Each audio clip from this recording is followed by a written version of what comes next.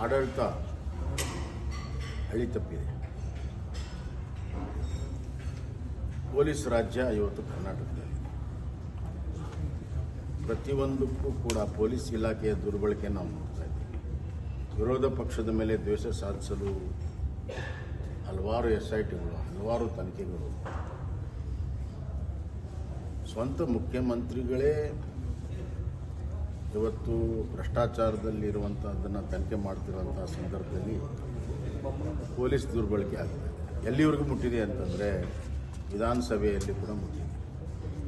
ಬೆಳಗಾವಿ ಅಧಿವೇಶನದಲ್ಲಿ ಮೊಟ್ಟ ಮೊದಲು ರೈತರ ಸಮುದಾಯ ಆದಂಥ ಪಂಚಮಸಾಲಿ ಲಿಂಗಾಯತರ ಮೇಲೆ ದೊಡ್ಡ ಪ್ರಮಾಣದ ಲಾಠಿ ಚಾರ್ಜ್ ರಕ್ತ ಸೋಸಿ ಹಿಂದೆಂದೂ ಕೂಡ ಆಗಿರಲಿಲ್ಲ. ಹಲವಾರು ಬಾರಿ ರೈತ ಸಂಘಟನೆಗಳು ಹೋರಾಟ ಮಾಡಿದಾಗ ಇದೇ ಪಂಚಮಸಾಲಿ ಹೋರಾಟ ಮಾಡಿದಾಗ ಕೂಡ ಆಗಿರಲಿಲ್ಲ. ಪೊಲೀಸರ ಬಳಕೆ ಭಾಳ ಒಂದು ರೀತಿಯಲ್ಲಿ ಪೊಲೀಸರ ದಬ್ಬಾಳಿಕೆಯಿಂದನೇ ಎಲ್ಲವನ್ನೂ ನಾನು ದಮನ ಮಾಡ್ತೀನಿ ಅನ್ನುವಂಥ ರೀತಿ ರಾಜ್ಯ ಸರ್ಕಾರಕ್ಕೆ, ಮುಖ್ಯಮಂತ್ರಿಗಳಿಗೆ, ಉಪಮುಖ್ಯಮಂತ್ರಿ ಇದೆ. ಈಗ ನೋಡಿದ್ರೆ ನಿನ್ನೆ CT ರವಿ ಅವರ ಬಂಧನ, ಸದನದ ಒಳಗಡೆ ಆಗಿರುವಂಥ ಘಟನೆಯ ಬಗ್ಗೆ ಅಲ್ಲಿಯ ಸಭಾಪತಿಗಳು ನಿರ್ಣಯ ಮಾಡಬೇಕು. ಆದರೆ ಅವ್ರ ಮೇಲೆ ಹಲ್ಲೆ, ಅವ್ರ ಮೇಲೆ ಗೆರವು ಹಾಕುವಂಥದ್ದು ಒಬ್ಬ ಶಾಸಕರಿಗೆ, ಅದಾದಮೇಲೆ ಯಾವುದೇ ರೀತಿಯ ತನಿಖೆ ಮಾಡದೇ ಕಂಪ್ಲೇಂಟ್ ಕೊಟ್ಟ ತಕ್ಷಣವೇ ಅವ್ರನ್ನ ಅರೆಸ್ಟ್ ಮಾಡಿರುವಂಥದ್ದು, ಅರೆಸ್ಟ್ ಮಾಡಿ ಅವ್ರು ನಡೆಸ್ಕೊಂಡಿರುವಂಥ ರೀತಿ, ಜ್ಯುಡಿಸ್ಟಿಕ್ಷನ್ ಪೊಲೀಸ್ ಸ್ಟೇಷನ್ನಲ್ಲಿ ಅವರಿಗೆ ಅರೆಸ್ಟ್ ಮಾಡದೇ ತಪ್ಪು ಇಂಥ ಹಲವಾರು ಪ್ರಕರಣಗಳಲ್ಲಿ ಶೋಕಾಸ್ ನೋಟಿಸ್ ಕೊಟ್ಟು ಅವ್ರನ್ನ ಕರೆದು ವಿಚಾರಣೆಯನ್ನು ಮಾಡಿ ಸಾಕ್ಷಿ ಆಧಾರಗಳ ಮೇಲೆ ಮುಂದಿನ ಕ್ರಮಗಳನ್ನು ತೆಗೆದುಕೊಳ್ತಾರೆ. ಹಲವಾರು ಪ್ರಕರಣಗಳಿದ್ದಾವೆ. FSL ಲ್ಯಾಬ್ಗೆಲ್ಲ ಕಳಿಸಿಬಿಟ್ಟು ವಿಡಿಯೋ ಆಡಿಯೋಗಳನ್ನು ಚೆಕ್ ಮಾಡ್ತಾರೆ. ಅದೇ ಯಾವುದನ್ನು ಕೂಡ ಮಾಡಿದೆ. ಇವತ್ತು ಅವ್ರನ್ನ 2-3 ಗಂಟೆಯಲ್ಲಿ ಅರೆಸ್ಟ್ ಮಾಡಿ ಖಾನಾಪುರ ಪೊಲೀಸ್ ಸ್ಟೇಷನ್ಗೆ ತೆಗೆದುಕೊಂಡು ಹೋದರು. ಅಲ್ಲಿಂದ ಹಲವಾರು ಜಾಗಗಳಿಗೆ ಪೊಲೀಸ್ ಸ್ಟೇಷನ್ಗೆ ತೆಗೆದುಕೊಂಡು ಹೋಗಿ ಅವ್ರಿಗೆ ಚಿತ್ರಹಿಂಸೆಯನ್ನು ಕೊಟ್ಟು, ಮಾನಸಿಕ ವೇದನೆಯನ್ನು ಕೊಟ್ಟು ಇವತ್ತು ಅವ್ರು ನಡೆಸ್ಕೊಂಡಿರುವಂಥ ರೀತಿಯ ಮಾನವೀಯಾಗಿ ಎಲ್ಲದಕ್ಕೂ ಕಾನೂನಿದೆ, ತನಿಖೆ ಮಾಡೋದಕ್ಕೆ ವಿಧಾನ ಇದೆ. ಆ ವಿಧಾನವನ್ನು ಕೂಡ ಇವರು ಫಾಲೋ ಮಾಡಿಲ್ಲ, ಕಾನೂನು ಕೂಡ ಫಾಲೋ ಮಾಡಿಲ್ಲ. ಪೊಲೀಸರೇ ತಮ್ಮ ತನಿಖೆ ವಿಧಾನ ಮತ್ತು ಕಾನೂನನ್ನು ಉಲ್ಲಂಘನೆ ಮಾಡೋದಕ್ಕೆ ಯಾರು ಪ್ರೇರಣೆ, ಯಾವ ರಾಜಕೀಯ ಶಕ್ತಿ ಅದರ ಹಿಂದೆ ಇದೆ? ಆದ್ದರಿಂದ ಮುಖ್ಯಮಂತ್ರಿಗಳು ಭಾಳ ವಿಚಾರ ಮಾಡಬೇಕಾಗಿರುವಂಥ ವಿಚಾರ.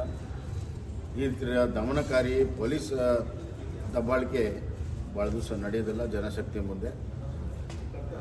ನನಗನ್ನಿಸ್ತಾ ಇದೆ ಇದೇ ರೀತಿ ಮುಂದುವರೆದ್ರೆ ಈ ಸರ್ಕಾರಕ್ಕೆ ಒಂದು ಕೇಡು ಕಾಲ ಅತಿ ಶೀಘ್ರದಲ್ಲೇ ಬರುತ್ತೆ ಅಂತ ನನಗೆ ಅನಿಸ್ತದೆ. ಸರ್, CT ಇರುವಂಥದ್ದು ನಿರಾಕರಿಸಿದ್ದಾರೆ, ಅದು ತನಿಖೆಗೆ ಒಳಪಡಬೇಕು.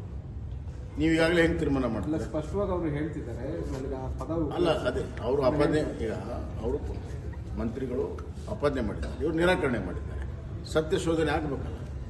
ಸತ್ಯ ಶೋಧನೆ ಆಗದೇ ನಾವು ಯಾವ ಕನ್ಕ್ಲೂಷನ್ ಬರೋಕ್ಕೆ ಸಾಧ್ಯ? ಸತ್ಯ ಶೋಧನೆ ಆಗಲಿ, ತನಿಖೆ ಆಗಲಿ. ಅಲ್ಲ, ಬಿಜೆಪಿ ಹೆಬ್ಬಾಳ್ಕರ್ ಅವರು ಅದನ್ನೇ ಹೇಳ್ತಿದ್ದಾರೆ, ಸಮರ್ಥನೆಗೆ ನಿಂತ್ಕೊಳ್ತಾ ಇದ್ದಾರೆ ಬಿಜೆಪಿ ಅವರು. ಯಾವ ಪರಿಸ್ಥಿತಿ? ಅಲ್ಲ, ನಾವು ಒಂದು ನಿಮಿಷ ಕೇಳಿ, ಪೊಲೀಸರ ನಡವಳಿಕೆಯನ್ನು ನಾವು ಸಮರ್ಥನೆ ಮಾಡೋಕ್ಕೆ ಸಾಧ್ಯ ಇಲ್ಲ. ಸಮರ್ಥನೆ ಮಾಡಬೇಕಾ?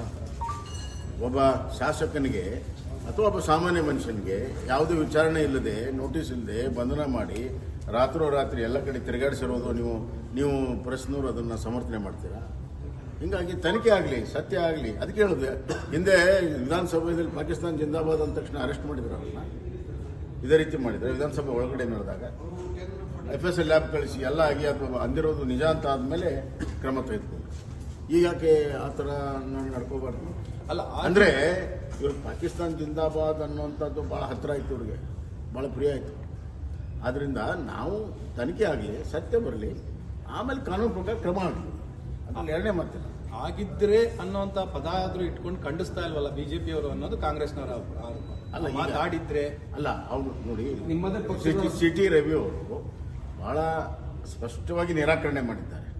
ಅವರು ಅಪಾದನೆ ಮಾಡಿದರೆ ನಿರಾಕರಣೆ ಮಾಡಿದ್ದಾರೆ. ಸೊ ಸತ್ಯ ಎಲ್ಲಿದೆ ಅನ್ನೋದನ್ನ ಸೂಚನೆ ಆಗಲೇಬೇಕಲ್ಲ. ನಾವು ಮಾತಾಡ್ತಿರೋ ನ್ಯಾಯಸಮ್ಮತವಾಗಿ. ನಾವು ತನಿಖೆ ಬೇಡ ಅಂದಿದ್ರೆ ಅದು ಮಾತಾಡಿ, ತನಿಖೆ ಆಗಲಿ ಅಂತ ಹೇಳ್ತಾ ಇದ್ವಿ. CT ರವಿ ಕೂಡ ತನಿಖೆ ಆಗಲಿ ಅಂತ ಹೇಳ್ತಾ ಇದ್ದಾರೆ. ಆಮೇಲೆ ಹಿಂದೆ ಇದೇ ಥರ ಪ್ರಕರಣಗಳು ವಿಧಾನಸಭೆಯಲ್ಲಿ ನಡೆದಾಗ ಯಾರೂ ಕೂಡ ಪೊಲೀಸ್ ಸ್ಟೇಷನ್ಗೆ ಹೋಗಿರಲಿಲ್ಲ. ವಿಧಾನಮಂಡಲದ ಒಂದು ಸಮಿತಿಯನ್ನು ಮಾಡಿ ಅಲ್ಲಿ ತನಿಖೆಯನ್ನು ಮಾಡಿ ಆ ರಿಪೋರ್ಟ್ ಆಧಾರದ ಮೇಲೆ ಮುಂದೆ ಕ್ರಮಗಳನ್ನು ತೆಗೆದುಕೊಂಡಿದ್ದೀವಿ. ಇಂಥ ಹಲವಾರು ಪ್ರಕರಣಗಳಿದ್ದಾವೆ, ನಾನು ಅದನ್ನು ಹೆಸರು ಹೇಳಕ್ಕೆ ಹೋಗೋದಿಲ್ಲ.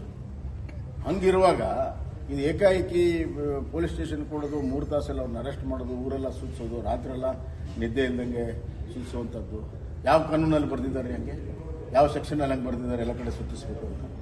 ಗ್ರಾಹಕರೇ, ಸೆಕೆಂಡ್ ಹ್ಯಾಂಡ್ ವಾಹನ ಬೇಕಾ? ಕಾರ್ ಮತ್ತು ಬೈಕ್ ಬೇಕಾದರೆ ನ್ಯಾಷನಲ್ ಆಟೋ ಕನ್ಸಲ್ಟೆಂಟ್ಗೆ ಭೇಟಿ ನೀಡಿ. ನ್ಯಾಷನಲ್ ಆಟೋ ಕನ್ಸಲ್ಟೆಂಟ್ 20 ವರ್ಷಗಳಿಂದಲೂ ಗ್ರಾಹಕರಿಗೆ ಉತ್ತಮವಾದ ವಾಹನವನ್ನ ನೀಡುತ್ತಾ ಯಶಸ್ವಿ ಹಾದಿಯಲ್ಲಿ ಸಾಗಿದೆ. ಇಲ್ಲಿ ಎಲ್ಲ ತರಹದ ಸೆಕೆಂಡ್ ಹ್ಯಾಂಡ್ ಬೈಕ್ ಮತ್ತು ಕಾರುಗಳು ಸಿಗುತ್ತದೆ. ವಿಶೇಷವೇನೆಂದರೆ ಲೋನ್ ಮೂಲಕವೂ ವಾಹನ ಖರೀದಿ ಮಾಡಬಹುದು. ಪ್ರತಿ ಭಾನುವಾರ ಮೇಳ ಇರುತ್ತದೆ. ನಿಮಗೆ ಸೆಕೆಂಡ್ ಹ್ಯಾಂಡ್ ವಾಹನ ಬೇಕಾದರೆ ಮತ್ತು ಎಕ್ಸ್ಚೇಂಜ್ ಮಾಡಬೇಕಾದರೆ ನ್ಯಾಷನಲ್ ಆಟೋ ಕನ್ಸಲ್ಟೆಂಟ್ಗೆ ಭೇಟಿ ಕೊಡಿ. ನೀವು ಭೇಟಿ ನೀಡಬೇಕಾದ ಸ್ಥಳ old DSP circle, BSL office near KC park, Dharwad. Mobile ಸಂಖ್ಯೆ 7348821313